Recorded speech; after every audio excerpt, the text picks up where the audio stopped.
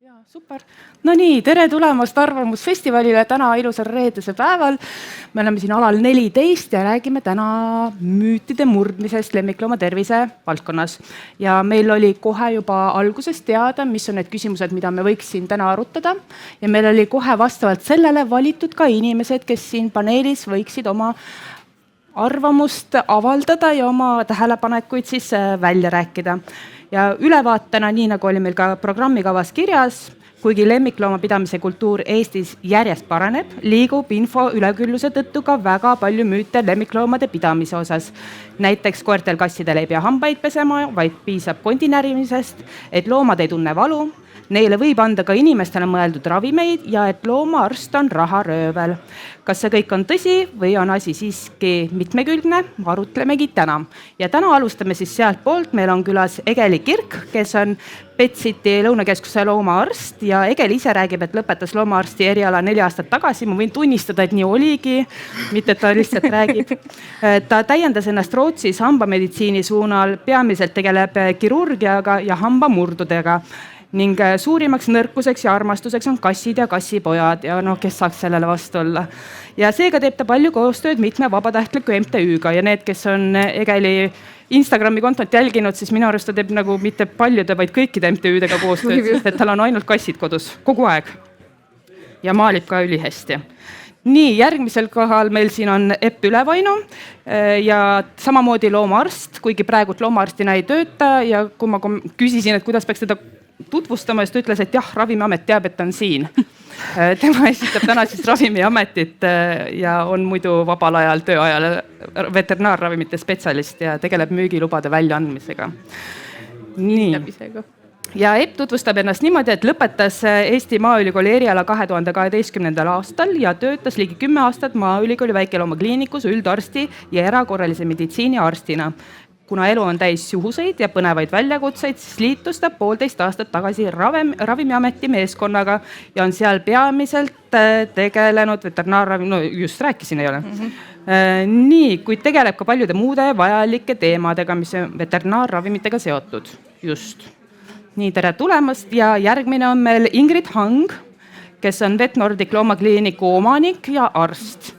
Ja Ingrid on oma enesetutvustuses olnud üsna tagasihoidlik, ütleb, et lõpetas kõigest 2006. aastal Eesti Maaülikooli ja edasi liikus kõigest Soome kogemuste ja doktorikraadi jahil, seda 2 lapse kõrvalt, mille ta edukalt muidugi 2015. aastal ka ära kaitses. Lisaks on ta ka sisehaiguste lektor Eesti Maaülikoolis, Tallinnas asuva kliiniku omanik ja aktiivne olnud ka erinevate erialade organisatsioonides.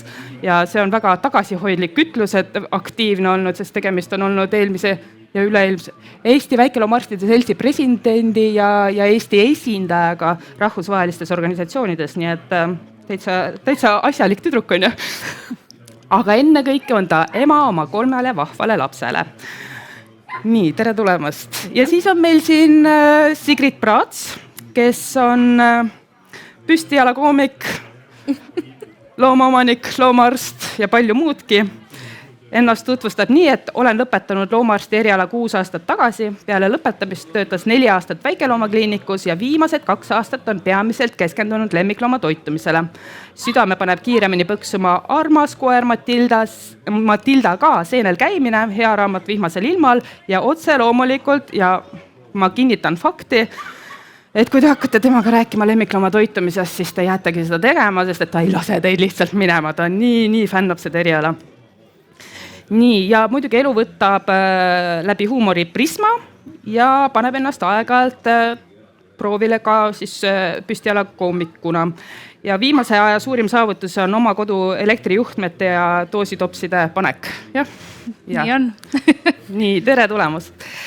Meie tänane arutelu on üles ehitatud umbes 4 erinevaks plokiks, kus me räägime veterinaari, et kas loomaarst on kliendi teenindaja ja kuidas ta peaks olema. Me räägime hammaste pesust ja kondinärimisest. Me räägime natuke sellest, kas loom tunneb valu ja ka miks loomad peavad inimeste ravimeid võtma või mitte võtma, millistel juhtudel.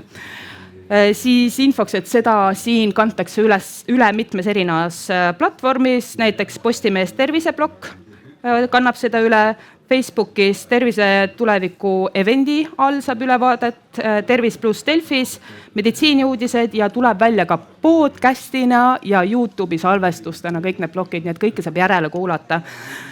Mina väga ootan ka elavat arutelu, küsimused on teretulnud, aga küsimused me jätame lõppu, sest et neid küsimusi on. Meil on siin assistent Triinu, kes jagab teile pabereid ja pastakaid, et te saate oma küsimused kirja panna ja siis toimetada meile siia ilusasse kristallvaasi, et me saaks neid pärast siis vastata, aga ma võtan loosiga neid küsimusi. Tundub nagu plaan? Entusiastlik, jah, kuulsin mina. Ja alustamegi teemaga, kuidas on loomaarstid ja klienditeenindus omavahel seotud. Ja ma võib-olla alustaksin Ingrid sinust, sest et sina oled olnud selles valdkonnas antud inimeste seast võib-olla kõige rohkem. Kuidas on lood siis, kas loomaarst peaks olema klienditeenindaja või ta peaks olema ikkagi loomaarst? Et kumb? Aitäh sulle selle küsimuse eest. Et mina olen nüüd tõesti varsti juba 20 aastat olnud loomaarst, et mõned aastad veel ja saabki 20 aastat täis. Et ma kohe kindlasti ei nõustu sellega, et loomaarst on klienditeenindaja. Ma arvan, et me kõik loomaarstid oleme tegelikult oma ala professionaalid, et oma ala professiooni edasi viiad. Ja me kindlasti ei peaks ennast võtma ega ka oma omanikud ei peaks meid võtma kui klienditeenindajaid. Et me oleme ellu kutsutud ikkagi, et loomi aidata, neid ravida,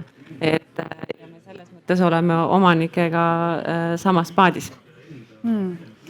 Palju on räägitud viimasel ajal loomaarsti teenuse kättesaadavusest ja ka võib-olla sellest hinnast. Ja vabalt võib vastata see, kes leiab, et tal on midagi selle kohta öelda, et kuidas on need 24/7 kättesaadavused, et kas see on okei, kas ma mõtlen just ka hinnastuse mõttes, et see õhtune tasu on tavaliselt oluliselt kallim.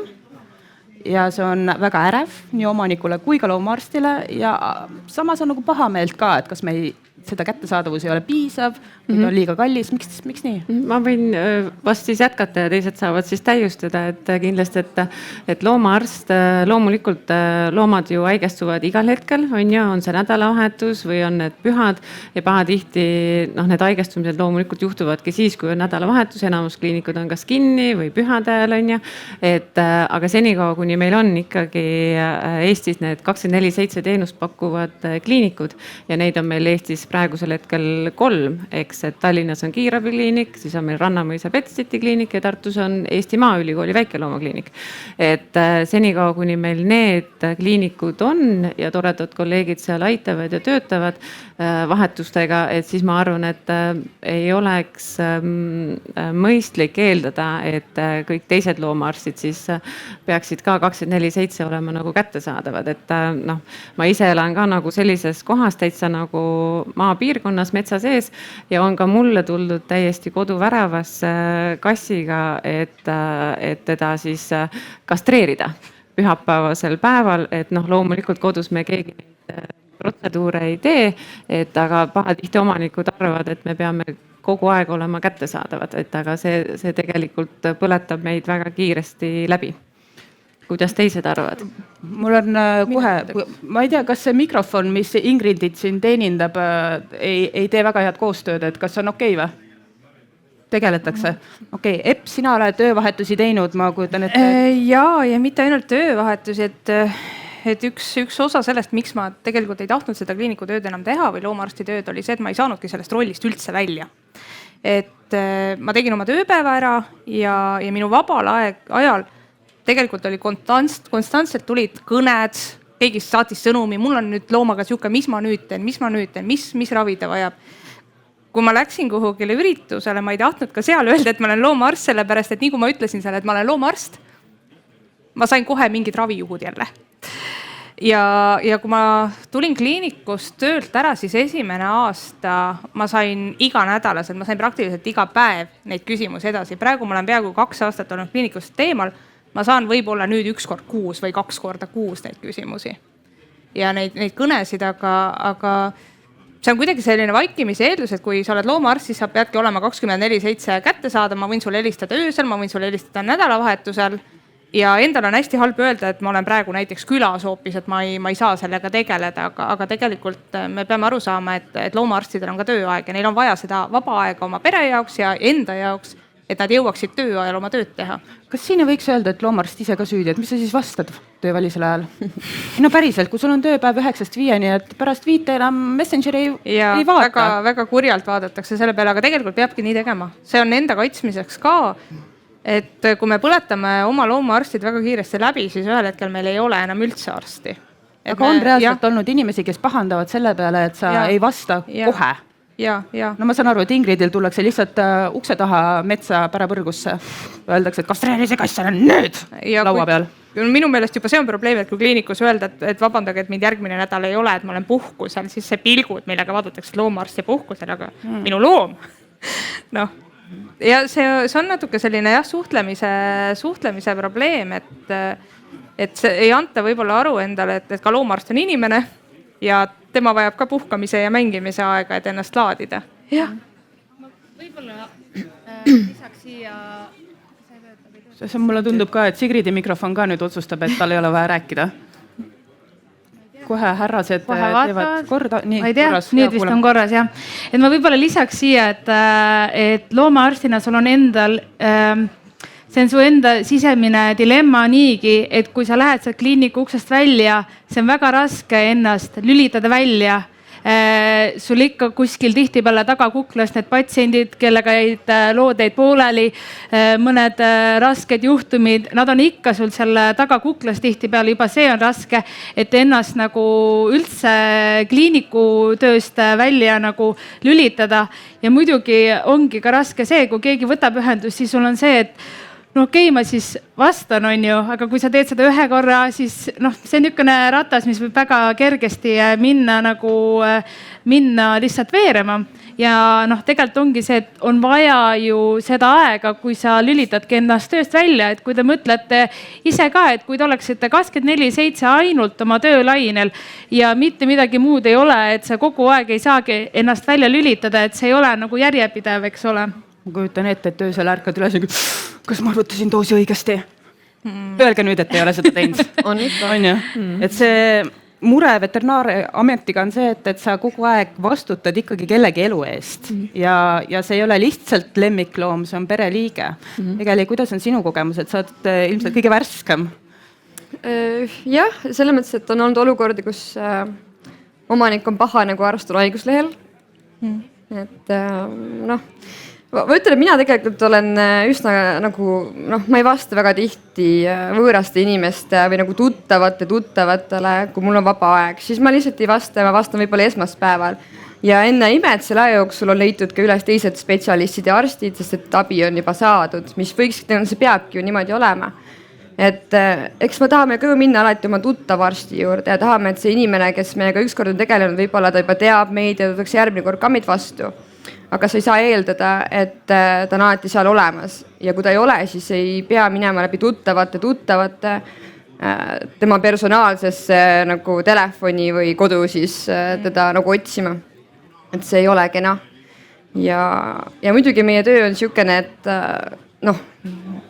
kui sa juba oled seal kohal ja loom on tõesti kokku kukkunud ja mis iganes eluohtlik seisus, siis ma ei pööra selga, sest et me oleme inimesed.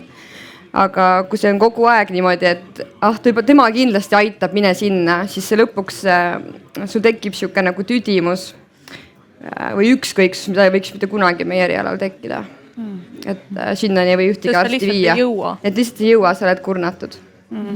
Seda ei võiks olla. Päris palju juttu on olnud sellest, kui palju veterinaarteenus maksab ja olgem ausad, me oleme kõik kuulnud seda, et me teeme veterinaariatööd ainult raha pärast, me oleme raharöövlid ja üldse, et kas me vihkame loomi, kui me ei aita teda pühapäevasel päeval kell 3 öösel vastu esmaspäeva.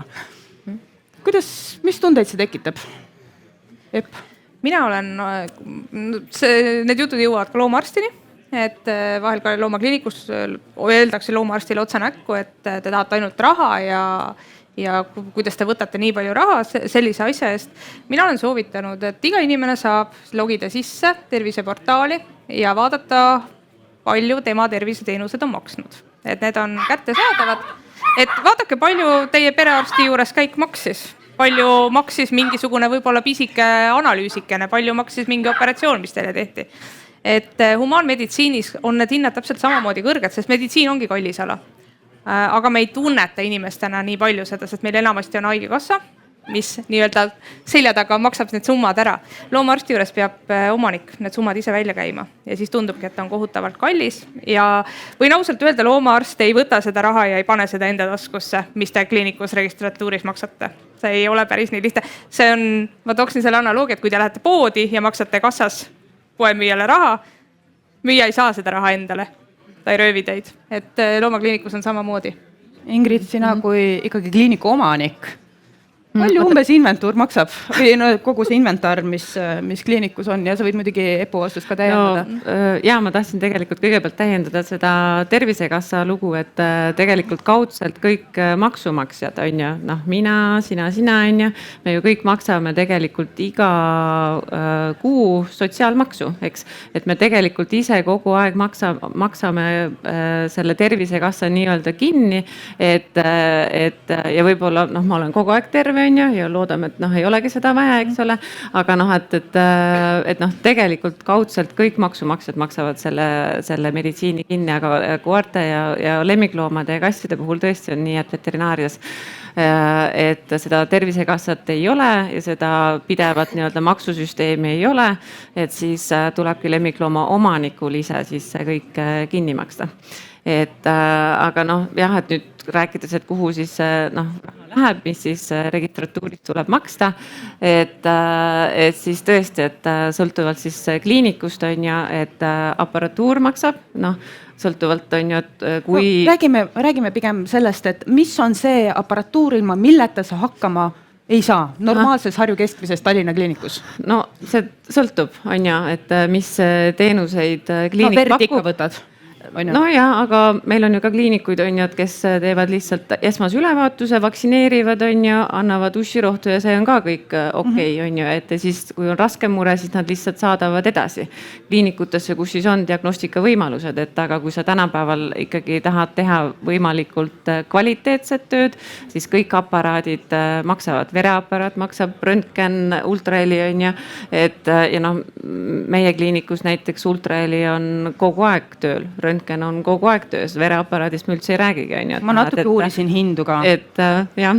Selles, et nagu avada silmi ja noh, ma ka olles ikkagi veterinaaria maailmas, ma tegelikult ei tea, palju need asjad maksavad, nii et oli väga huvitav. Ja ma küsisin siin ühe teadja käest, et noh, Harju keskmine veremasin.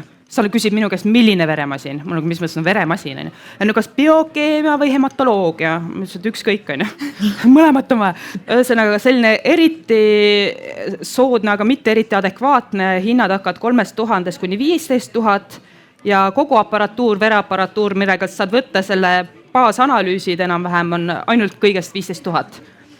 Pügamismasin, mida on kliinikus mitu, on 200 eurot masin pluss umbes 40 eurot selle tera kohta, on niimoodi. Nii, anesteesiaaparaat ja monitooring 8000, tsentrifuug on see, mis pissi ja verd ringi keerutab, on ju. 1000 mikroskoop, 1000 röntgenaparaat, 15 000 ainult masin, pluss kogu see ümberehitus, kuhu need paneelid ja asjad vahele veel käivad ja et ükski rase ligi ei pääseks. Ma arvan, et sul need hinnad, Julia, mul on soodsad hinnad. On päris head hinnad. Sest no siin oli ikka tutvuste kaudu küsitud selle pärast. Ultraheli aparaat 7000, aga palju sina maksid enda omast? No see hind selles mõttes ei ole hetkel nagu oluline, kõik sõltub ka muidugi sellest, on ju, et noh, et mis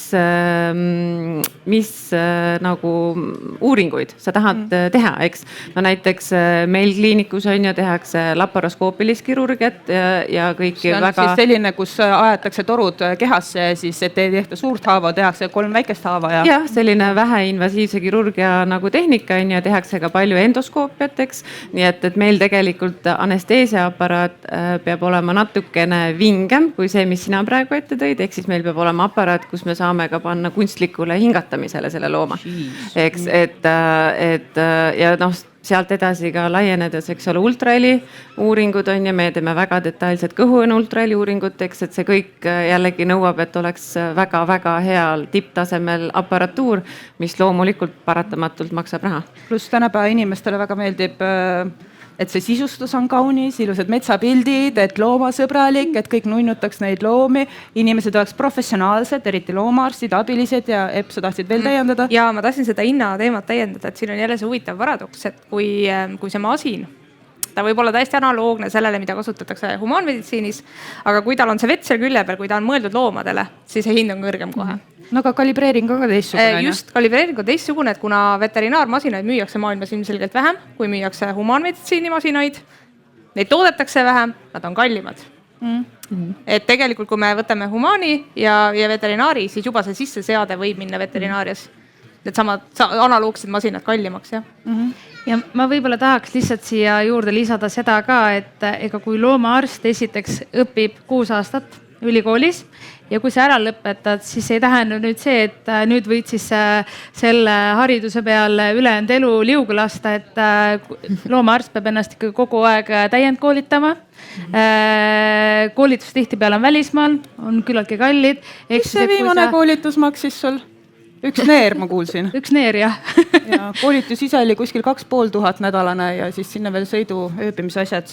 Ja, et me ju soovime, et meie loomaarstid on haritud, et nad on kogu aeg ennast täiendavad, meditsiin muutub tohutult kiiresti, kogu aeg tuleb uut infot ja sa tahad ennast kogu aeg selle uue infoga kursis hoida. Selle tõttu on tarvis ka vaja ennast koolitamas käia ja tihtipeale välismaal, et see ka tuleb kuidagi siis ju seda tagada, et meie loomaarstid oleksid kõige uuemate teadmistega kursis. Ja Egeli, sina käisid ennast Rootsist täiendamas. Kas see oli oma finantseering või kuidas sa sellega hakkama said? Sest mulle tundub nagu... See võib olla nii ja naapidi, et see võib olla, et su tööandja maksab selle kinni, see võib olla, et sa ise maksad selle kinni, et see on, ma arvan, et erinevalt. Aga lisaks meil on ju tegelikult ka abipersonal, meil on igapäevased kulud kliiniku ülalpidamiseks ja siis tegelikult paratamatult see kõik kajastub lõpuks selles hinnas. Ma olen ka kuulnud seda, et kui omanik ütleb, et no ma loodan, et sul on ikka hea palk, et sellepärast, et laborianalüüs oli kallis. No, jah. Nii, aga loomaarstid teevad tööd siis ikkagi raha pärast või ei tee?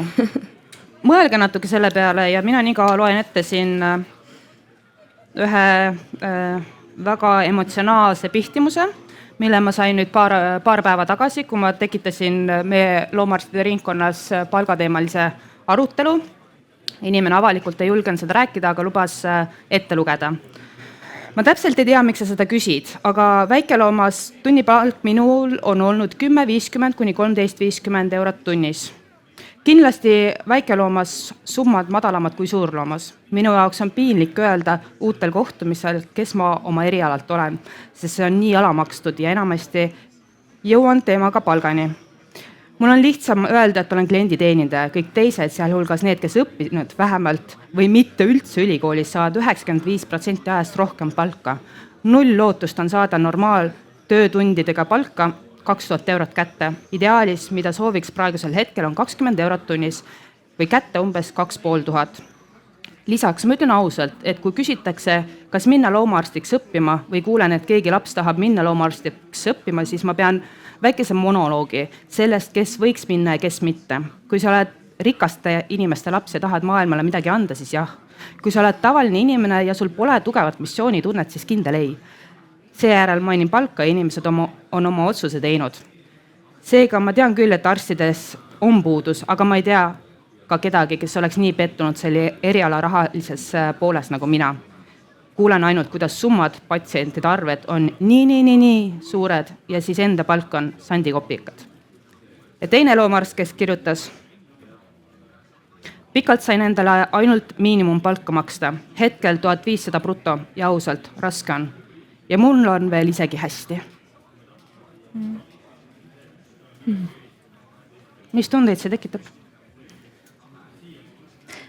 Ma võib-olla ütleks siia seda, et mina isiklikult ei tea ühtegi loomaarsti, kes on raha pärast seda tööd tegemas. et see on lihtsalt vahepeal jah valus, kui sellist kommentaari tehakse, sest et sa tihtipeale on töötunnid, töö ei lõppe siis, kui kell kukub 5. Sa ei saa minna, tihtipeale töötunnid on pikemad, kui nad peaksid olema. Sa tihtipeale võtad oma patsiendid mõtetes koju kaasa, mõtled nende peale pidevalt ja see ongi nagu tihtipeale see tegelikult teeb haiget, kui selliseid kommentaare öeldakse. Et võib-olla ma tahakski siin nagu öelda seda, et ma saan aru, et need on suured summad aga ma kutsuks üles kõiki lemmikloomomanikke, et kui teil on lemmikloom, tehke kindlustus ja lisaks kindlustusele pange iga kuu eraldi raha kõrvale. Et lemmikloom on vastutus. Lemmiklooma, kui te olete võtnud selle vastutuse, et te võtate lemmiklooma ja meil ei ole lemmiklooma riiklikku haigekassat, siis ma palun mõelge selle peale, et te oleksite nendeks valmis, nendeks hetkedeks, kui teie lemmikloom vajab abi ja et loomaarstid tihtipeale iseennast ka tunnevad väga halvasti, kui nad mingi rahalise asja pärast ei saa lemmiklooma aidata. Sellepärast ma nagu võib-olla tahakski öelda, et see teeb väga haiget, kui niimoodi öeldakse ja meie tahame tegelikult aidata. Meil on kõigil väga suur missioonitunne ja kui me kuuleme tihtipeale selliseid halbu kommentaare, siis me lähmegi sealt erialalt ära ja hetkel ongi selline olukord, et meil on loomaarstide puudus ja siis meil ei ole enam neid inimesi, kes üldse aitavad teie lemmikut. Et oma loomaarsti tuleb hoida ja ma võib-olla kutsuks ka üles kõiki lemmiklooma omanikke, et öelge ka, kui midagi on hästi oma loomaarstile, et see läheb tõesti südamesse ja vahepeal see annab sellise hoo juurde, et me ikka jõuaks seda tööd teha. Jah, ma täitsa nõustun Sigrid sinuga, aga ma pean ka ütlema midagi positiivset, et meie näiteks oleme viimasel hetkel just saanud väga palju ka positiivset, et tullaksegi ütlema, ja teinekord imestatakse, et kas keegi ka ütleb loomaarstide suunas midagi nagu kehvasti, et inimesed tegelikult ei teagi, et milliseid arvamusi teistel loomaomanikel teinekord loomaarstide suhtes nagu on. Ja need mõnikord ei ole nagu pigem positiivsed. Aga jah, see looma omamine on tegelikult, ma ütleksin, et see on privileeg. Kõik ei peagi olema loomaomanikud, eks, et loom on samasugune vastutus nagu laps või tõesti mingi muu kohustus, mis on võetud, eks, et tegelikult ja kuni elu lõpuni tuleks selle lemmiklooma ees siis hoolt kanda. Eks, et kui ta haigeks jääb, et oleks need finantsid siis võtta, ükskõik kas kindlustus või siis kõrvale pandud raha, et selle eest tuleks juba varakult mõelda. Mina oma nendele kutsikaomanikele, kes tulid visiidile, kui ma kliinikus töötasin, ütlesin alati, mõelge välja, mis on see summa, mida te suudate iga kuu kõrvale panna, pange see kõrvale.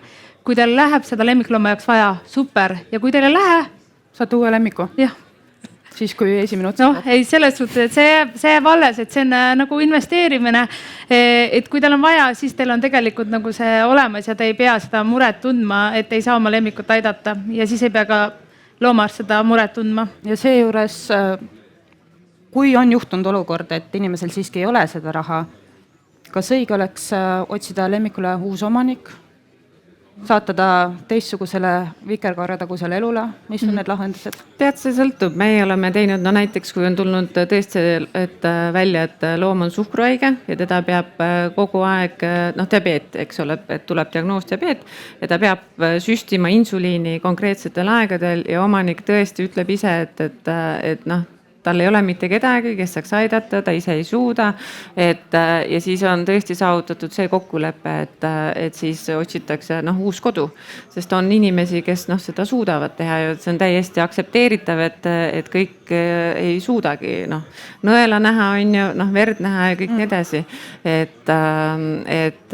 Aga jah, et kui inimesel ei ole tõesti füüsiliselt raha maksta selle teenuse eest, et need on väga rasked olukorrad. Need on väga rasked olukorrad, et aga siis siinkohal ma jällegi soovitan seda kliinikutel teha, et on ju firmad, kes pakuvad järelmaksu võimalust ja seda ma näen tegelikult, et kasutatakse väga palju ja väga efektiivselt, eks, et ja siis ei jää tegelikult ka nagu raha taha need protseduurid, mis on vaja teha, et jõuda lõppdiagnoosini, et saaks siis kõige õigema ravi peale panna. Ja loomulikult need protseduurid on ju tõesti ongi kallid, eks, et arusaadavalt, aga need järelmaksu võimalusi on tegelikult päris palju. Ma võtaks selle ploki kokku nüüd, sest et meil hakkab aeg liigub kiiresti. Kokkuvõtteks siis looma omamine on privileeg, mitte kohustus. Iga omanik vastutab ise selle eest, et ta suudaks tagada oma lemmikule parimad võimalused, seejuures ka ravi ja raviteenus.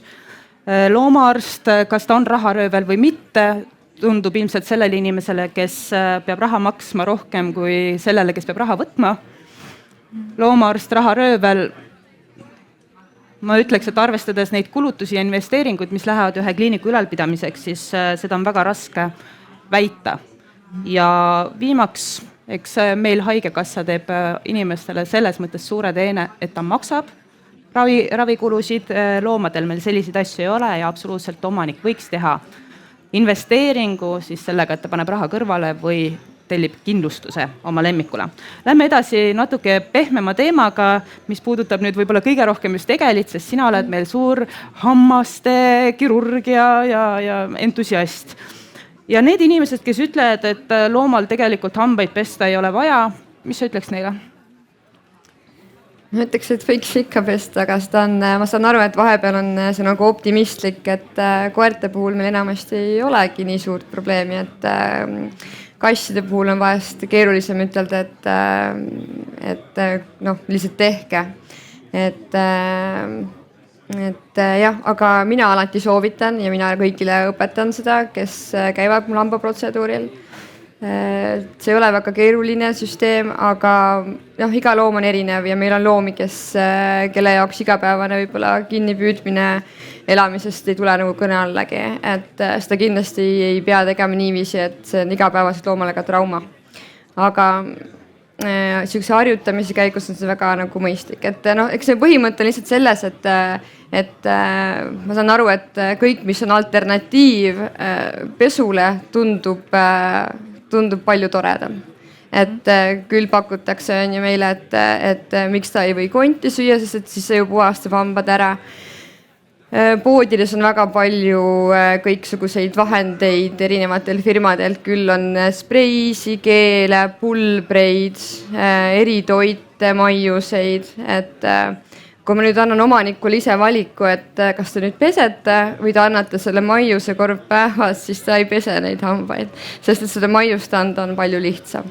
Aga hambapesu mõte ei ole selles, et tahaks lihtsalt, et te midagi nagu ekstra teeksite. Tegelikult, kui te võtate, see on kõige odavam viis, kuidas hoida päriselt tervena, mitte lihtsalt see, et te näete, et hambad oleks puhtad, vaid et me hoiaksime kontrolli all seda bakterite osakaalu suus ja see on selle pesu mõte, et need bakterid ei ole seal niimoodi üksikult, et kui me paneme sinna peale neid spreisi ja neid pulbreid, siis need bakterid paraku ei sure seal ära ja ei ütle head aega, et kui me peseme, siis me päriselt saame sealt harjaga sellest bakterikihist läbi niiviisi, et me tekitame olukorra, kus sellest on aga mingit kasu. Kui tihti peaks hambaid pesema? Korra kuus, aastas, nädalas? Enda rahustamiseks võib-olla selles korral kuus piisab, aga kui mõelda looma peale, siis uuringud näitavad, et minimaalne on üle päeviti, ideaalne on iga päev. Kui me jätame vahele 2-3 päeva, siis praktiliselt võib öelda, et me tegelikult ei tee seda. Ongi niimoodi, et isegi see 1 kord kuus ei ole parem kui üldse mitte. Ja, et 1 kord kuus pesed ülejäänud harrastavad maiuseid, et ei saa ja nii toimi kahjuks, et lisaks peab tegema vahel sellele, et see, mida visuaalselt näeme, on jah tõesti see hambakivi ja kui me mõtleme, et see loom sööb nüüd siis seda mingit närimiskonti või midagi, et siis füüsiliselt see kivi võib sealt pealt ära murduda ja kaduda ära, aga probleem on ju tegelikult selles bakterites, mis põhjustavad meil probleeme igemetes ja hambakivi kinnitumismehhanismis, et see on see, kus see probleem päriselt asetseb. Ja kui me võtame näiteks need uuringud, mis on tehtud, ütleme siis näiteks mitte siis nagu koduloomadel, vaid vabas looduses elavatel koerlaste liikidel, siis nende puhul me on nagu märgatud jah seda, et hambakivi on neil vähem, aga tegelikult parodontiiti või kõike, mis läheb sinna hamba kinnitusmehhanismi juurde, on neil rohkem ja tegelikult see on ju see asi, mis meile päriselt loomale haiget ja valu tekitab, mitte see, et me visuaalselt näeme, et see hammas on nagu aga kas see annab siis niisuguse piisava ülevaate, et kui hambad on ilusad valged, siis ei olegi probleemi? Ei olegi niimoodi võimalik öelda, et selle jaoks me teostame tegelikult hambaprotseduuri loomadele anesteesias, et me jõuaksime kaugemale kui lihtsalt see visuaalne pilt, et meil on vaja vaadata igemete alla, meil on vaja vaadata röntgeneid, et me saame päriselt öelda, et loom on hammaste mõttes valuvaba või et seal ei ole probleemi. Nii lihtne ei ole. Loomadele tehakse hambaröntgeneid. Ja kujutate ette, et ei saagi seda teha ärkvelolekus, et seda on küsitud, et kas ei oleks võimalik, et me teeme need röntgenid ärkvelolekus. Et on kindlasti olemas maailmas inimesi, kes on oma koerad niimoodi õpetanud, et kui neile panna see kallis röntgenplaat sinna hammaste vahele erinevat tasandites, siis ta on nõus ka suud lahti hoidma ja mitte liigutama sellel hetkel nurkadega. Aga 99% ei ole see võimalik mitte midagi. Kui aus olla, ega mina ka, kui ma käin ise hambaröntgen tegemas, ega ma sooviks ka olla anesteesias. Kui väga aus olla, sest see on väga ebameeldiv ja suuta loomale siis seda öelda, et proovi olla nüüd hästi ebameeldivalt natuke aeg, et me saaks selle pildi teha, on ju. Aga need ettevõtted, kes pakuvad hammaste puhastusteenust, kes ei ole tegelikult kliinikud, kas nad siis, nemad ju vist röntgeneid ei tee ja et kui hea ja kvaliteetne see teenus on? Ma arvan, et see on kõige hullem osa sellest on see, et inimene arvab ise, et ta on pakkunud loomale abi, aga ühtegi probleemi selle juures nagu lahendatud ei ole. Tegelikult meditsiinilist abi see loom ei saa. See on esteetiline protseduur, mis võrdub nagu salongis käimise mõttega ka. Et tegelikult me ei aita selle loomal ravida selle teenusega mitte midagi. Ja me ei aita väga ennetada tegelikult. Ja ei enneta ka? Ei. Kas on veel midagi, mida sa tahaksid hammaste pesu osas lisada, mis oleks kindlasti väga oluline? Sest ma saan aru, et peseme vähemalt 1 korra päevas.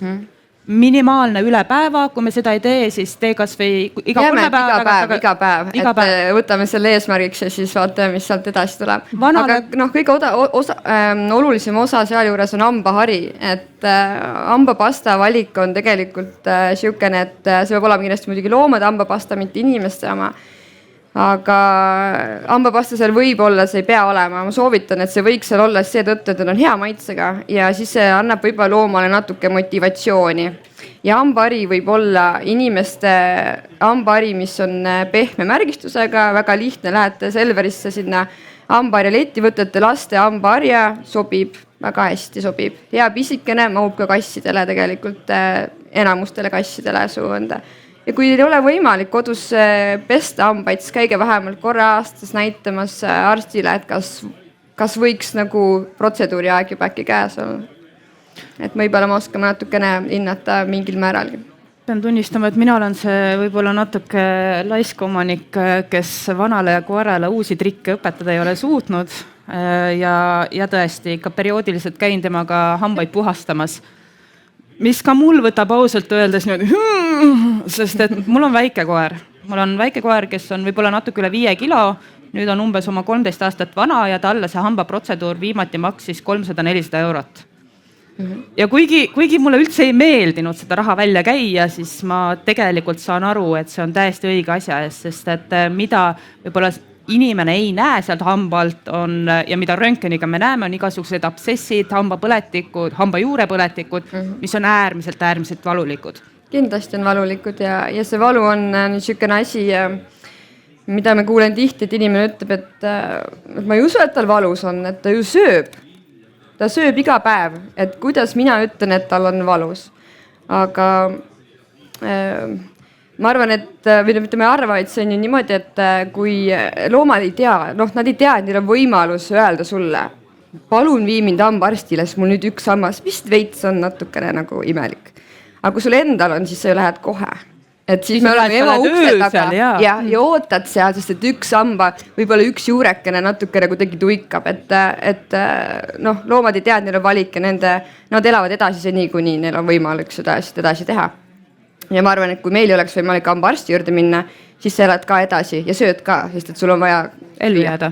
Jah, ellu peab jääma.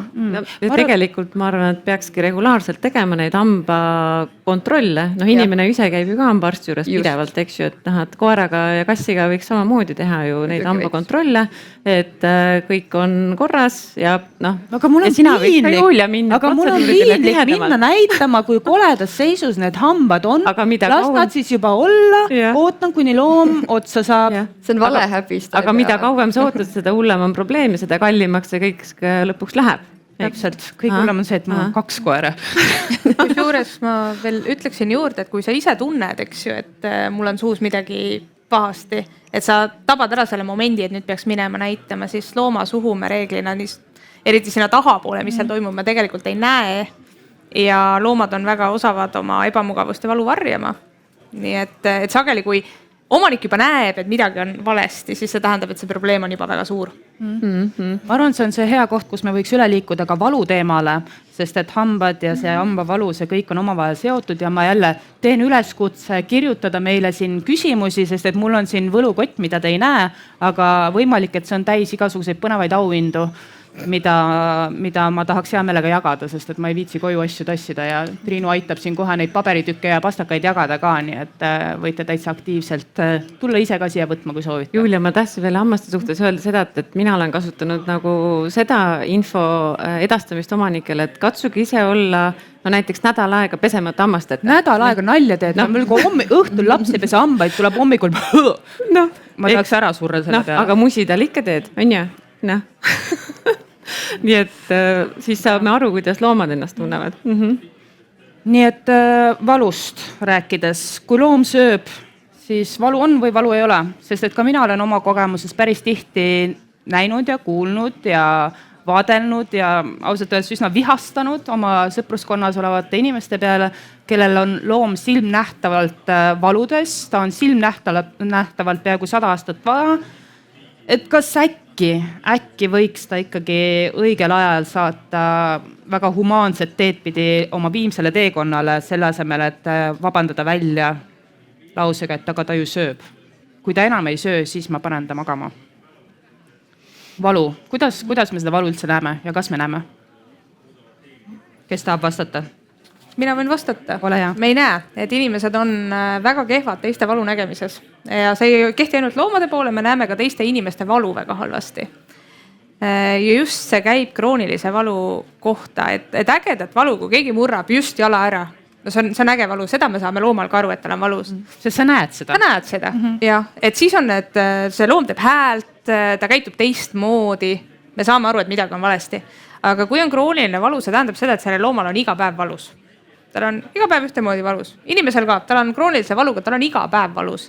See tähendab, et ta käitub iga päev suhteliselt stabiilselt ühtemoodi.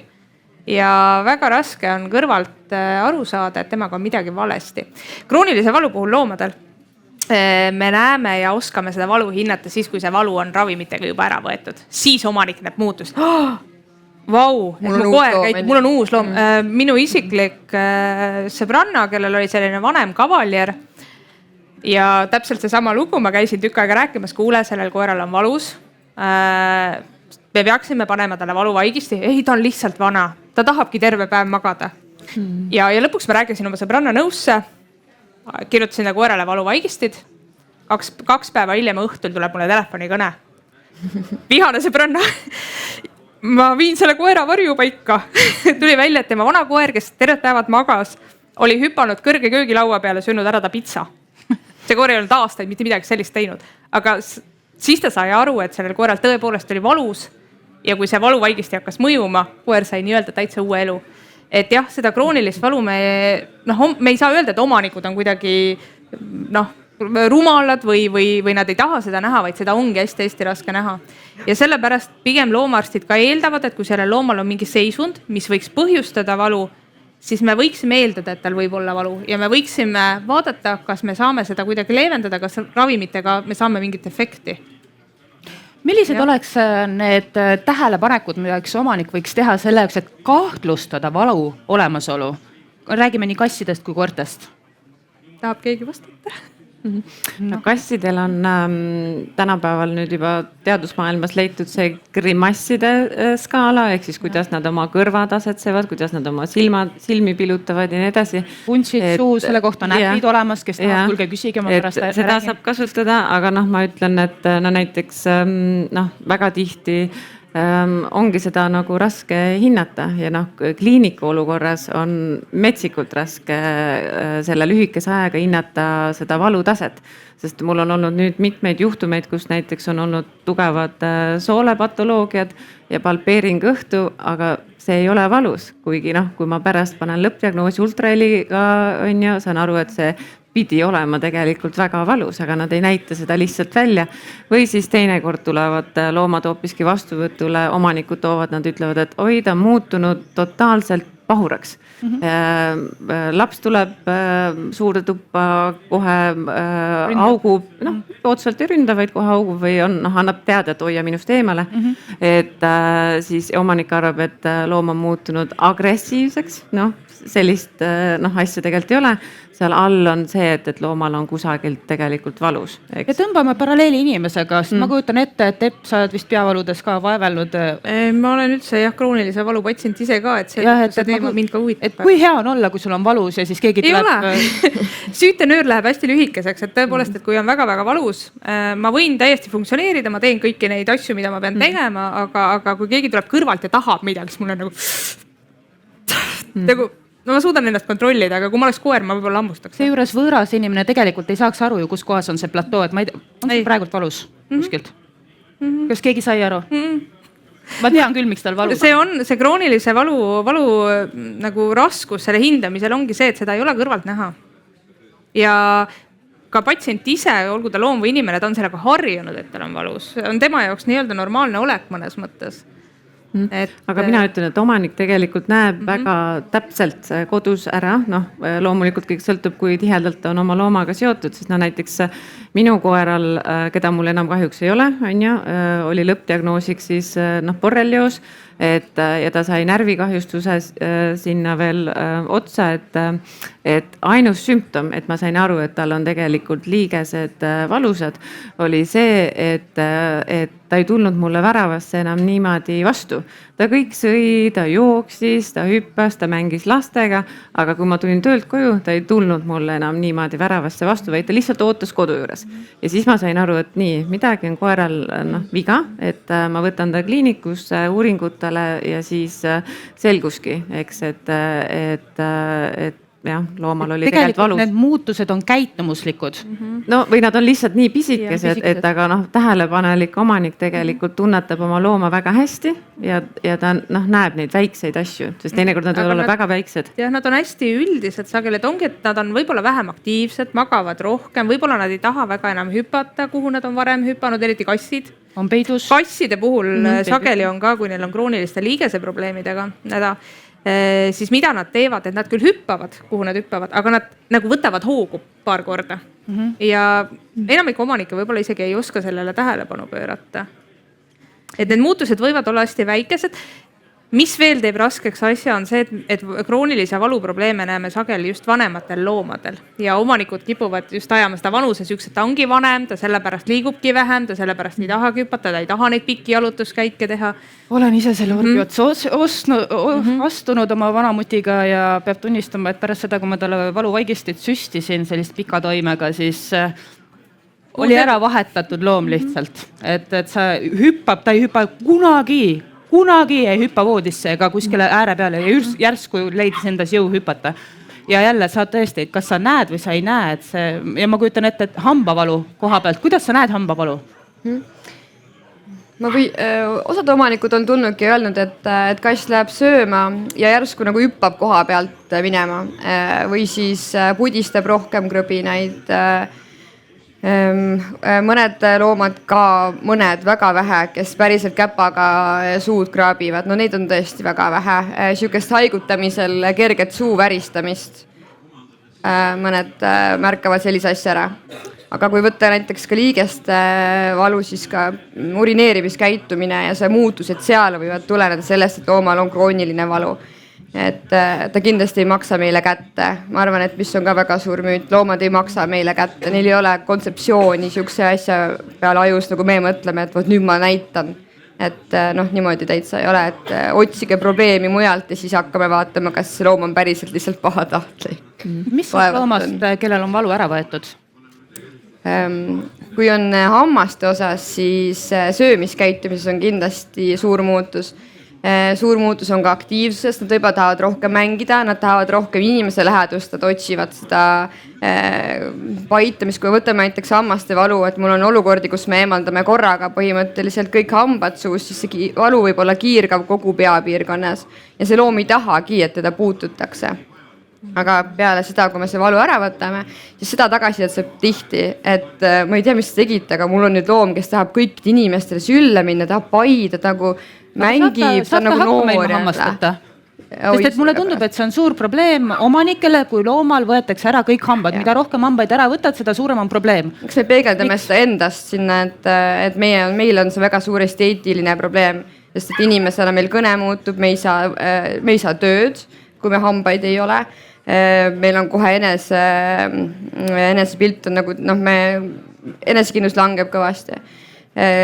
Lisaks meil on tõesti söömisega probleem, sest me peame mäluma oma toitu peeneks, et ma toon näite kasside osas, kui ma eemaldan ka kõik hambad, siis ka need, kes on talus olnud hiirepüüdjad, püüavad seda hiirt täpselt samamoodi edasi. Nad võivad seda vähem süüa ära, mis on ka parem. Tegistavad lihtsalt oma ligemetega. Jah, nad mängivad selle hiire nagu surnuks, aga ongi hea, et nad seda võib-olla nii palju ära ei söö, et paelusse saavad nad selle võrra vähem. Siis tegelikult see on hea, et nad saavad kinni püütud, aga nad jäävad siis kingitusena meile. Ja. Rääkides kasside kinnipüüdmisest, väike sidequest, kas steriliseeritud, kastreeritud kass püüab hiiri või ei? Püüab. Veel üks sidequestiga ka see müüt murtud. Kassid, kes on ära lõigatud, jätkuvalt püüavad nii linnukesi kui hiiri ja võivad olla jätkuvalt šitapead. Nii. Ma tahtsin võib-olla lihtsalt siia lõppu, me oleme nii palju rääkinud nagu nii valust ja võib-olla kõik lähevad nüüd koju ja vaatavad oma loomal otsa, on valus või ei ole. Ütle, kas on sul valus. Et võib-olla just Epp tegi siin hea sissejuhatuse ka selles osas, et ta ütles, et tihti me selle kroonilise valu ei märka seda ära just, sest et on vanem loom. Ja siis kuidas seda siis ennetada, on ka see, et vanema loomaga kindlasti käia regulaarselt siis loomaarsti juures, et tihtipeale me magame maha päris palju haigusi ja pärast on meil väga raske nagu midagi peale hakata, sest et see on juba nii kaugele arenenud, sest loomad on fantastilised peitjad, fantastilised näitlejad. Ehk siis, et kui sul on juba vanem loom, siis käi temaga kord aastas, kord poole aasta jooksul, käi kontrollis, loomaarsti juurde võib minna siis ka, kui sa ei kahtlusta ühtegi muret. Ja see ongi pigem väga, ma innustan ja soovitan ja see on väga teretulnud, sest et siis me avastame asjad varem, see läheb vähem maksma, kõik on õnnelikumad, loom elab valuvaba elu võib-olla tänu sellele, sest me saame varem panna talle ravi peale. Ma ütleks, et see ennetus tehniliselt hoiab kokku loomaarsti kuludelt, eriti kui hambaid puhastada. Ma ütlen, kui ma hambaid puhastaks koertel väga pühalikult, ma teen teisi asju. Ma ei ole päris lootusetu, aga ma kujutan ette, et ma siis ei peaks võib-olla käima 600 eurot välja siin iga 2-3 aasta tagant, et koertel hambaid puhastada. Ma tahaksin täiendada korra seda, mida Sigrid ütles, et üks hästi hea indikaator, mida ma oma töötamise ajal loomaomanikele soovitasin, on kaal, et regulaarselt käige oma looma kaalumas. Ka kroonilise valuga võib juhtuda, et nad söövad vähem. Ja kui see kaalulangus on selline hästi aeglane, omanik ei pane seda tegelikult tähele, eriti kui on karvane koer, aga kaal ei valeta. Kõige parem on, et kui teil on lähedal loomakliinik, et te käite kogu aeg seal sama kaalu peal kaalumas. Või kui teil on kodus kaal, kaalute kodus.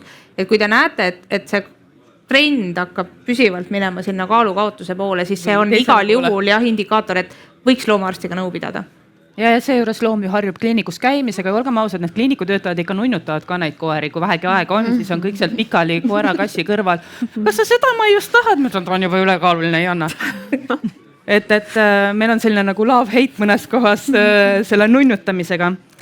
Endiselt teen ettepaneku meile neid küsimusi siia tuua ja liiguks üle järgmise ploki juurde, kus me räägiks ravimitest ja sellest, mida võib loomadele anda, mida mitte. Ja on olnud just viimase paari aasta suur trend ja küsimus selles, miks peab andma loomale mõeldud ravimid, kui on olemas humaanmeditsiinis alternatiiv kenasti olemas. Triinu võib kausi natuke lähemale ka viia, kui vaja. Küsimus on siis, Epp, ilmselt kõige rohkem sulle, et tead, isegi ei. Kõigepealt, millised on loomaarsti võimalused üldse välja kirjutada humaanravimit loomadele, kui meil on olemas veterinaarne alternatiiv? Kui lihtne see loomaarstil on, sest et kas loomaarst röövib siin omanikku või ta peab, et mitte kaotada oma litsentsi? Ma vastasin ise sellele küsimusele. Ja see tegelikult on reguleeritud nii Euroopa Liidus üldiselt sellise otsekohalduva määrusega, kui see on samal ajal kirjas ka meie siseriiklikes õigusaktides. Ja tõepoolest, et kui meil on olemas loomale mõeldud ravim, siis tegelikult tuleb loomal kasutada loomale mõeldud ravimit. Et inimesele mõeldud ravimit saab loomaarst kasutada, loomade raviks küll, aga seda ta saab teha sellisel juhul, kui siis veterinaarravimit loomal ei ole olemas või ta ei ole kättesaadav Eestis või konkreetsel patsiendil millegipärast ei ole võimalik veterinaarravimit kasutada. Aga et miks nad üldse on erinevad? Et kuidagi on nagu selline mõte inimestel peas, et et ravim on ravim, vahet ei ole, kellel teda kasutatakse, siis see ei ole päriselt nii, et ravimid on hästi spetsiifilised tooted ja nad on mõeldud kasutamiseks konkreetsel liigil, ehk siis inimeste ravimid ongi mõeldud kasutamiseks ainult inimestel tegelikult. See, et loomaarstid neid kasutavad, tuleneb sellest, et meil ei ole mitte midagi paremat veterinaarravimite hulgast võtta. Kui nüüd need ravimid välja töötatakse, siis tehakse kliinilised uuringud, vaadatakse, kuidas see ravim toimib. Kas tal on see efekt, mida me tahame saada? Kas ta on sellele loomaliigile või inimesele ohutu? Kas tema tootmises on kõik korras? Et need käivad liigipõhiselt. Et kui me kasutame inimeste ravimit loomadel, me tegelikult ei tea, meil ei ole andmeid selle kohta, et mis ta selle looma sees teeb. Kas ta on piisavalt õhus? Kas ta on piisavalt ohutu? Et kui me kasutame loomade ravimeid loomadel, siis ravimite puhul, ka inimeste ravimite puhul, kogutakse sellist ohutusinfot jooksvalt kogu aeg. Et kui tekivad kõrvaltoimeid, siis tegelikult neid tuleb raporteerida. See info kogutakse kokku, kui on näha, et mingi ravimiga neid kõrvaltoimeid tuleb järsku ebanormaalselt palju või tuleb mingeid uusi kõrvaltoimeid, mida ei teata. Et see info kogutakse kõik kokku, selle alusel tehakse vastavaid selliseid toiminguid, et kõige halvemal juhul, kui tõesti selgub, et on suur ohutusprobleem, see ravim võetakse müügilt üldse ära. Oota, aga enne kui see ravim üldse müüki saab, kas teda siis ei kontrollita loomade peal? Kontrollitakse, loomade ravimid kontrollitakse loomade peal. Inimeste ravimitel ei tehta loomade pikaajalisi uuringuid. Aga inimeste peal ikka tehakse ju? Inimeste peal tehakse just. Ja ongi erinevus selles, et kui loomade ravimite peal kogutakse neid ohutusandmeid loomade kohta, siis inimeste ravimite kasutamisel loomade kohta neid andmeid meil ei ole. Et kui loomaarst annab või ütleme, omanik annab inimeste ravimit oma loomale ja sellel loomal tekivad kõrvaltoimed, need kõrvaltoimed tegelikult ei lähe kuhugile statistikasse. Aga nagu näiteks, mis on need humaanravimid, mis oleks loomadele väga ohtlikud? No käsimüügiravimitest ma arvan kõige selline toredam on ibuprofeen ja vanemad inimesed eriti tahavad anda veel aspiriini. Et nendega võib täitsa ja igal aastal ka loomi vikerkaare taha saadetakse, et käsimüügi valuvaigistitest loomadele ei tohi midagi oma peaga anda. Paratsetamooli koertel küll kasutatakse. Doosid on natuke teistsugused kui inimestel ja kindlasti peab enne loomaarstiga konsulteerima, et sellepärast valuvaigistid on loomadele reeglina eraldi. Et inimeste need käsimüügi valuvaigistid ei sobi.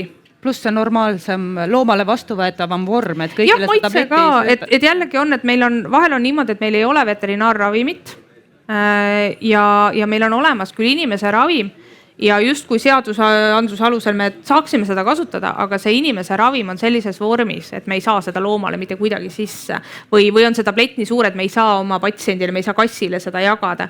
ehk siis meil võib olla küll inimese liiga ravim väike, sest et sul on hobusemõõtu koer, eks? jah, et need vajadused on tegelikult erinevad ja seetõttu on ka need ravimid erinevad. Ja tõepoolest, et ei ole päris nii, et me võime võtta selle inimese ravimi ja see toimib alati täpselt samamoodi. Et on küll palju ravimeid, mida me saame loomadel kasutada, neil võivad olla inimestest erinevad annused hoopis, aga see peab alati käima siis koostöös loomaarstiga. Ja hind ei ole see põhjendus, et miks loomaarst siis võiks kirjutada inimese ravimi. Et see peab olema meditsiiniline põhjus seal. Jah. Nii, aga kui seda sama küsimust natuke arutleda praktiseerivate loomaarstide vaatenurgast, et see teooria on alati väga lihtne ja väga loogiline ja ma olen täiesti nõus, nii peabki toimima, aga kui meil on vastas klient, kes ütleb, et aga enne maksis see ravim 5 eurot, nüüd maksab 20 eurot, tegemist on krooniliselt haige loomaga, kes vajabki seda ravimit kogu aeg, kuidas me seletame seda omanikule? Nii, et ta ei saaks aru, et me võtame lihtsalt raha vahelt. Ma siinkohal siis võin öelda, et see sõltub, ma arvan, kindlasti väga arstist ja kliinikust, et tuleb lihtsalt olla sirge seljaga ja öelda, et seadus on selline ja me ei saa, sest mul näiteks paar aastat tagasi oli selline juhtum, kus noored kinkisid 80-aastasele emale Saksa lambakoera, juba eos muidugi natukene vale otsus. Mul on hea meel, ma kuulsin siis sellist ja silmade pööritamist, aitäh teile, see on väga õige reaktsioon. Kinkisid Saksa lambakoera, kes muidu on ju väga tore tõug ja koer, eks, ja siis 80-aastane ema tuli üksinda suure Saksa lambakoeraga, täiskasvanuga, siis vastuvõtule, hästi kõhna, aga sööb nagu hobune. Ühesõnaga lõppdiagnoosiks pankrease puudulikkus, mille ravi on siis eluaegne ja veterinaarne ravim on tõesti kallis, väga kallis, 10 korda kallim kui humaanravim. Ja siis tõesti, et omanikul ei olnud seda raha, et maksta igakuiselt nende veterinaarsete ravimite eest. Ja siis noored õnneks leidsid siis tädi juures, kes ei olnud 80, vaid 50 aastat vana, siis uue kodu, eks. Aga me ei saa tõesti seaduse järgi kirjutada siis seda odavamat humaanravimit, kui meil on veterinaarne olemas, sest kui me kirjutame, siis me rikume ise seadust, on ju. Ja kes siis süüdi jääb, loomaarst jääb süüdi, mitte see... aga rikud natuke seadust, mis siis saab? Ma ei tahaks, et keegi loomaarst on niigi vähe, on ju, et veel keegi siis litsentsi ka kaotab, on ju.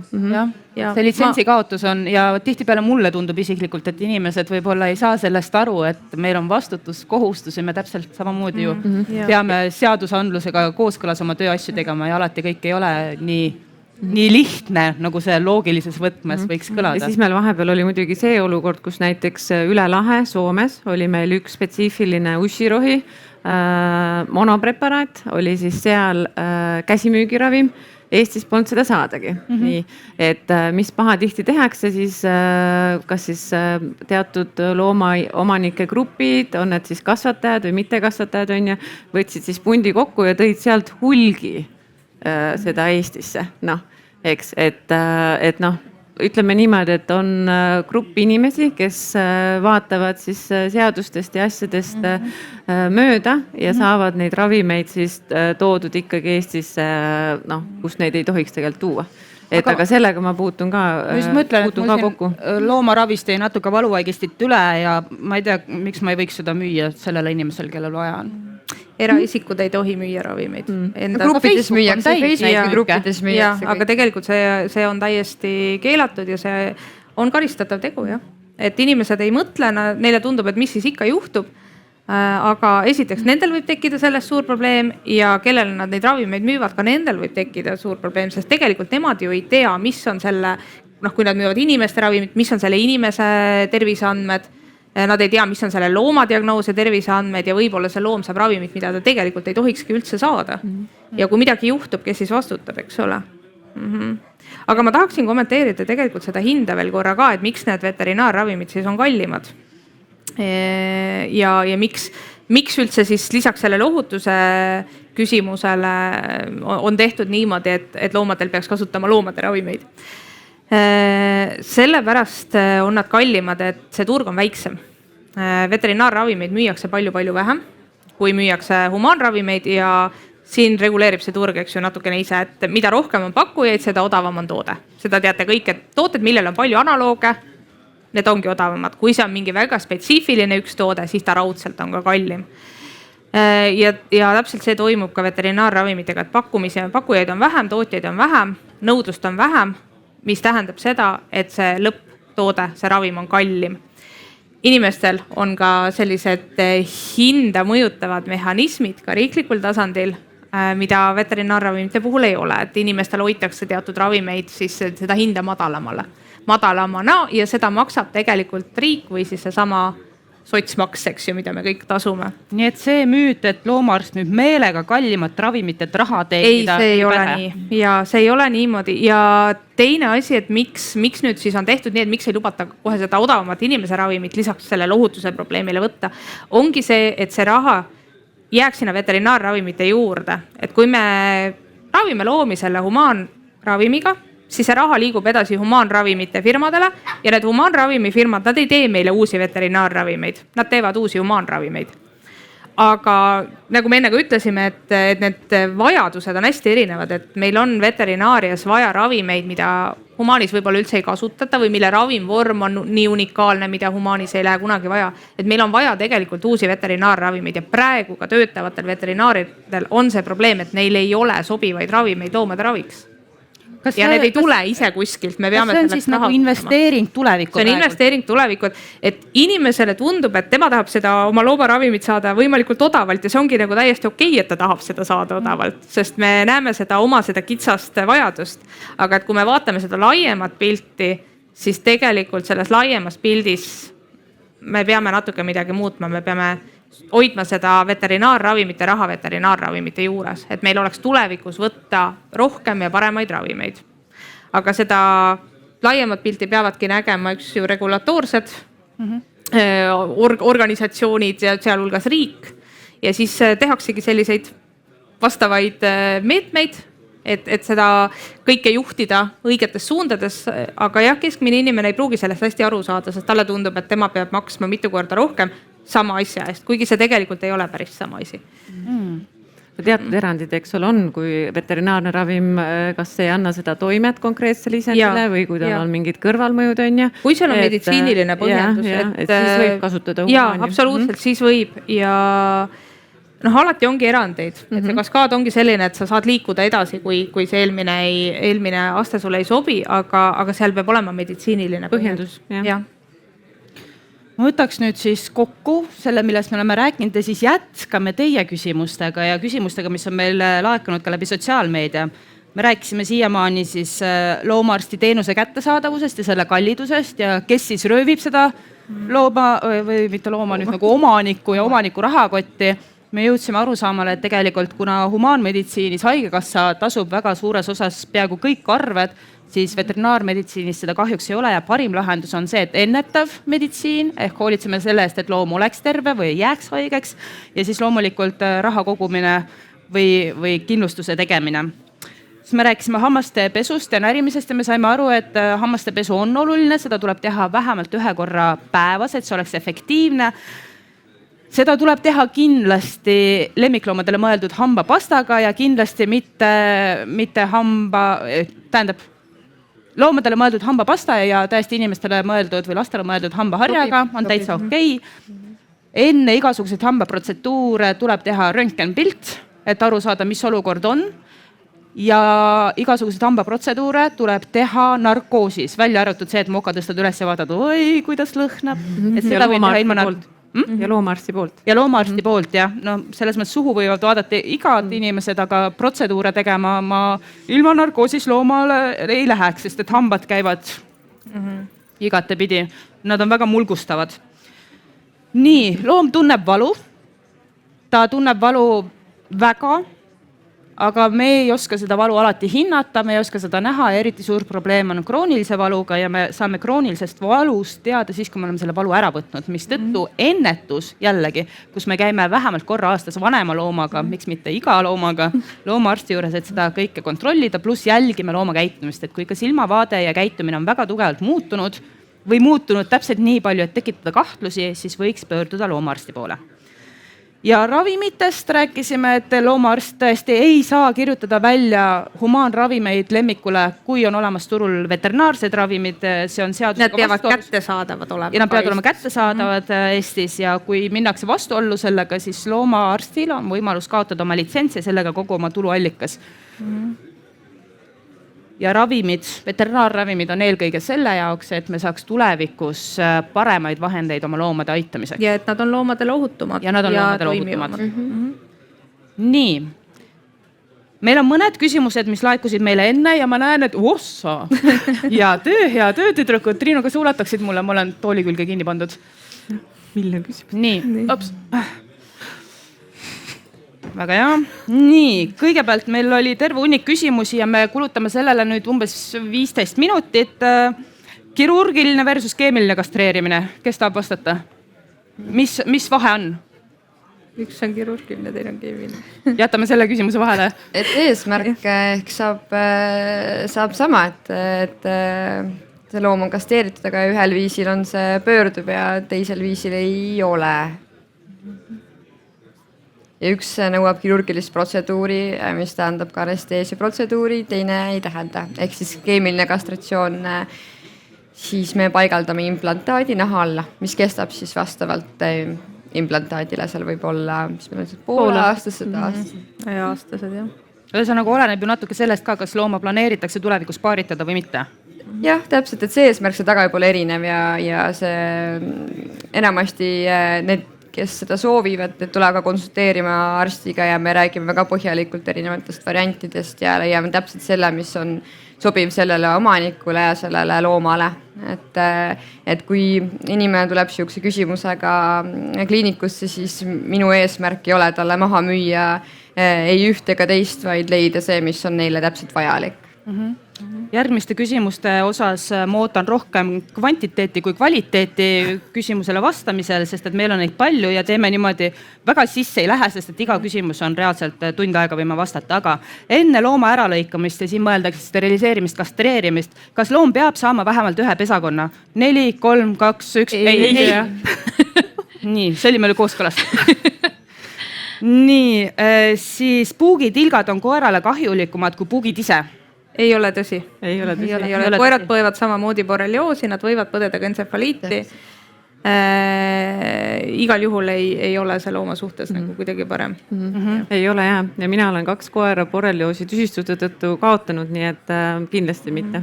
Kasutage puugitõrjevahendeid. Aga millal sa nägid viimati, et puugitõrjevahendi tõttu koer kaotati? Tegelikult mul esimesel koeral oli ka kaelarihm olemas, aga ilmselgelt iga päev ei kontrollinud, et on ilusti piisavalt kõvasti kaela ümber, on ja, aga jah, tema oli. Ja ma ütleks selle... Aga ei, mitte vahendite. Just, ma mõtlengi seda, et jah, nendele puugi tõrjevahenditele küll on kõrvaltoimed nagu kõikidele ravimitele. Juhtub ka õnnetusi, on ju, kui keegi sööb selle rihma ära. Just, aga ütleme niimoodi, et me näeme borrelioosi kliinikutes ikkagi päris palju. Väga palju. Jah, kindlasti rohkem kui neid kõrvaltoimeid. Plus ma lisaks selle, et see, et loomal võib-olla ei ole mingisugust nähaprobleemi, ei tähenda, et loome võib selle puugikese tuua ilusasti koju pererahvale jagamiseks ja see tegelikult kaudselt ohustab või siis otseselt ohustab ka omanikku. Lähme edasi, kõik nii. Frenchid ja lühininalised, need ninaga koerad, kellest me eelmine aasta rääkisime, ei saa hingata. Kas on tõsi või vale? See on tõsi. See võib olla tõsi. Mul on siin kohe katse ka. Ma räägin taustaks, et tegelikult seal ei ole mitte ainult ninast probleem, vaid kogu see hingamiselundkond on teistmoodi kui normaalsetel koertel. Et need ninakäigud on kitsamad, hingetoru on kitsam. Tõmba tugevamalt. Pehmed kude on rohkem. Mulle tundub ka, et sul on liiga palju vaba ruumi seal. Nii, kuidas on hingata? Ta on harjunud. Ma olen harjunud, jah. Aga kui ma panen su jooksma praegult ja lisan sulle 20 lisakilo? Ei tahaks. Oled sa kindel? Jah. Paneme kilekoti veel kuskil ümber. Ei. Ma arvan, et COVID ajal said kõik proovida. COVID ajal said kõik ära proovida, et kui te mõtlete nüüd, et panete endale maski pähe näiteks ja täpselt võib-olla see on siis hoopis kilest mask ja siis proovite joosta ja olla lõbus ka selle juures ja siis mitte ära minestada. Aga sa sööd? aga ma söön see ei tähenda, et mul on raske hingata. Ja mida me saame soovitada sellisele löömninalistele tõugudele? Tõenäoliselt jälgige, et päris igasugust löömninalist ei tasu võtta. Kohe kindlasti ei tasu teda üle sööta ja talle vajadusel teha kosmeetiline kirurgia, mida ma absoluutselt ei poolda, aga sellistes olukordades vahel on see täiesti looma elu suhtes kahjuks ei saa seda vältida. Aga senikaua kuni on nõudlus, siis neid on ka pakkumine, jah. Siin me läheme küll tülli. Kas toortoit on tervislikum kui kuivtoit? Krõbinad? No mina võin kohe öelda, et sisehaigustega rohkem tegelevale loomaarstile ja gastroenteroloogide ühendusse kuuluv loomaarst siis toortoitu me ei saa 100% soovitada, sest seal on ikkagi palju neid patogeene, võimalikke patogeene sees ja väga tihti inimesed arvavad, et sügavkülmutamine nagu hävitab baktereid, aga teadus on tegelikult leidnud, et hävinevad need nii-öelda head bakterid, aga võimalikud patogeenid tegelikult jäävad alles ja hakkavad isegi ka arenema. Üks asi, ehk siis ja neid etappe, kuniks see toortoit jõuab inimese köögini, on niivõrd palju, et nendes erinevates etappides on ja kas temperatuur oli transpordi käigus täpselt see õige, et neid on etappe nii palju, et kus võib nagu valesti minna, et jah, mina selles mõttes pigem ei soovita, aga see on omaniku enda otsus. Mida arvab? Ja teine asi veel, enne kui sa alustad, et on ka teadus leidnud, et toortoidus on väga palju multiresistentset E. coli bakterid. Ehk siis nendel toortoidu sööjatel. Multiresistentne, mida see tähendab? Antibiootikumidele resistentne, et ei ole ravimeid, mis toimiksid sellele. Et kui sa selle saad, siis sa sured ära, sellepärast, et ei ole toimivaid antibiootikume. Jah, et ei ole enam neid antibiootikume juhul, kui on vaja, millest saaks seda looma aidata. Sigrid? No mina tahaks nii palju öelda, et esimene asi on see, et tähtis oleks tasakaal, et toitus oleks kõik vajalikud toitained, mida meie loomal on vaja. Sellest ei piisa lihtsalt, et kui te isegi nüüd otsustate toortoitu anda, siis pöörduge mõne spetsialisti poole, kes paneb teile selle, ehk siis loomaarsti poole või loomaarsti poole, kes aitab teil vaadata, et see toit oleks siis tasakaalus, et seal oleks toitained kõik tasakaalus. Aga Instagram on spetsialiste täis, et kelle juurde täpselt? Selles mõttes, et kas Eestis on teile teadaolevalt toortoidu spetsialisti, kes omab vajalikku kvalifikatsiooni soovituste tegemiseks? Kes on spetsialist? Minu spetsialist on diplomaat, toitumisalane diplomaat, et kui nii võtta, siis Eestis meil ei ole diplomaadist toitumisspetsialisti. Ja nad ei ole ühtegi diplomaati ega spetsialisti üldse toitumise alal, lemmiklooma toitumise alal. Meil on neid, kes on läbinud olgaliselt koolitusi, aga mitte päris seda... Eestis mitte ja lähim meil on Taanis.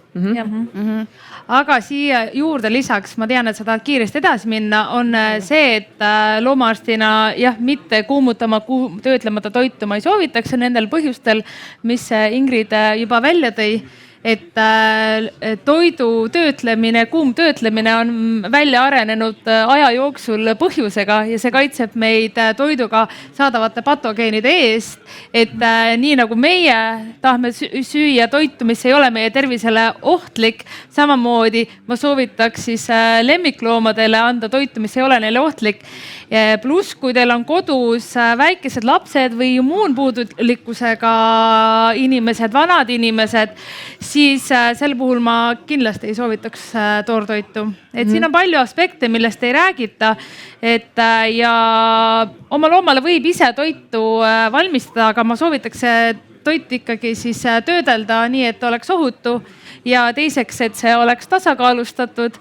Ja enda kogemust ütlen, et mina olen liiga laisk inimene, et ma ei suuda endalegi söögi valmistamisega hakkama saada, et siis veel oma loomale ka eraldi, et kui meil on tegelikult head variandid olemas. Aga on muidugi ka kuivtoite, mis ka ei päde. et tuleb olla kriitilise pilguga. Selle kohta on meil loengud. Ja teine asi, et koer on ju, ei ole toitumiselt ju karnivoor, koer on tunnistatud toitumiselt omnivooriks, nii et ei pea see koer saama seda ainult liha, aga toidud on isendipõhised, nii et ühele sobib üks toit ja teisele sobib teine toit, nii nagu ka Sigrid juba vihjas. Nii, palun lühike vastus, kas stressist võib haigeks jääda? Jah. Nii. Pole valu, pole probleemi, küsimärk. Millal on õige aeg eutanaasiaks? Ma ei oota vastust, sest et täpselt sellel teemal tuleb homme samal ajal kell 12 paneeldiskussioon ja arutelu 5. alal ja kas kaitseme elu või elamisväärset elu. Ja meil on siin Tiina, kes on paneeli juht ka homme olemas publikuses. Ei ole? Issand, vabandust. Ja Taavi Eilat hoopis juhib, aga Tiina on paneelis, et kes tahab, võiks, mitte et kes tahab, kellel on lemmikloomad, mingi kuulama. See on väga-väga oluline teema. Kas kaitseme elu või elamisväärset elu? Aitäh küsimuse eest. Siin üks küsimus oli, et kas maksab kätte, aga seda me juba rääkisime. Nii. Oi, kui ilus kaus, kas selle saaks ära osta? Jaa, saab küll. Nii. Kas merisigadel tuleks ka regulaarselt hambaid pesta? See ei ole kahjuks võimalik, et kui me nüüd räägime merisigadest ja küülikutest, siis me ei pääse nende tagumiste hammasteni, et seal oleks vaja, seda ei ole võimalik teha.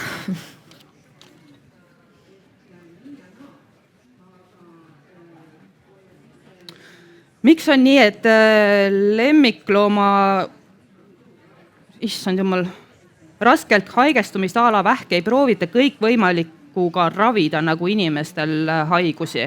Jälle see on hea teema, mida ma arvan, et ka homme käsitletakse, aga tehke väike. Ei käsitle või? Läheb liiga laiaks, hästi. Siis miks lemmikloomale ei proovita teha absoluutselt kõik, et teda päästa? Mis tähendab absoluutselt kõik, et mul on just hiljuti tegelikult on olnud diskussioon ühe omanikuga sellel teemal ka, kes tahtis saada mingisugust alternatiivasja väljaspoolt Euroopa Liitu. Et ma arvan, et meil Eestis tehakse nii palju, kui on võimalik. Kui palju on selles mõttes võimalik teha, nii et meil on mingi tõestus, et see toob loomale kasu. Ja oleneb ju rahakotist ka. Ja oleneb ka rahakotist, et kui omanikul on võimalik maksta, siis saab teatud kasvajate puhul teha palju. Teatud kasvajate puhul kahjuks ei saa väga palju teha. Inimestel on võimalusi, mida loomadel ei ole üldse. Et mitte ainult Eestis, vaid ei ole ka mujal maailmas veel nad kätte saadavad, aga ma arvan, et oma võimaluste piires me üritame teha nii palju, kui me saame. Kui nüüd omanikud küsivad seda, et miks ei kasutata mingisuguseid tõestuseta asju, mida nad saavad kuskilt netist tellida, siis loomaarst peab ikkagi hoidma oma otsustes kinni tõenduspõhisusest, et kui me ei tea, kas see toimib, me ei tea, kas see teeb tegelikult loomale üldse head, võib-olla see teeb halba, siis ei ole eetiline seda kasutada. Mul oli kuskil hästi hea küsimus selle kohta, et kas loomaarstid suruvad ravi peale, et teha katseid? Et kas see on ka see 3-2-1 vastame koos? Absoluutselt, sest et üks väide selline oli, et loomaarst ei lase looma magama panna, et teha tema peal ravikatseid. Kas me mitte ei väidanud selle vastu just, et pigem me vaidleme vastupidi, et loom õigel ajal magama panna? Pigem on probleem, ma ütleksin vastupidine, et need loomad eutaneeritakse pigem liiga hilja kui liiga vara. Ma tahtsin selle keemia näiteks ravi või üldse kasvatajaga loomade ravi juurde öelda, et kuna kui ma praktiseerisin kliinikus, siis tegelesin palju sellega.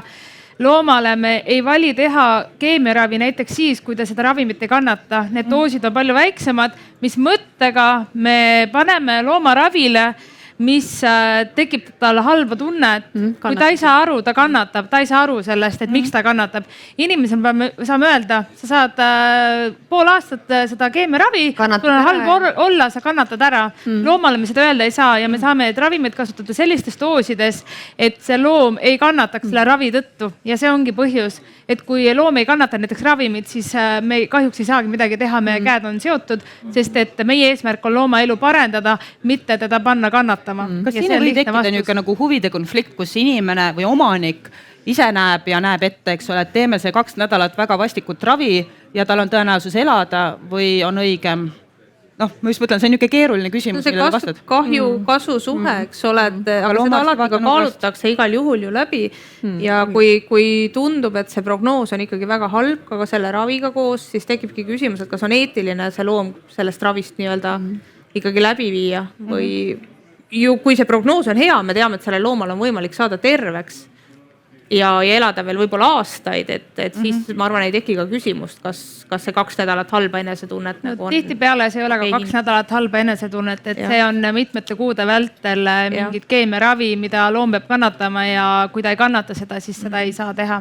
Ja kui see tema nii-öelda elu ja pikenemist me ootame, et see on võib-olla 1 või 2 pikem kui ilma ravita, et siis tekibki küsimus, et kelle jaoks me teeme seda, jah.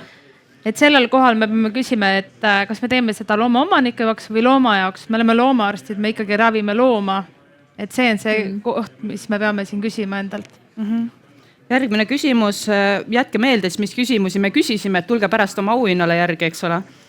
Nii, see üks auhind on võib-olla roosa väga ilus pall koerale. Kuidas mõjutavad sotsiaalmeedia ja internet üldiselt valearusaamade levikut lemmikloomade tervise kohta? Mis on teie arvamus? Väga palju.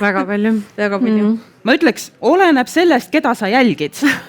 Aga arvestades seda, et tavakodanik ilmselt ei saa ju aru sellest, kas see, mida jagatakse, on adekvaatne või mitte, siis...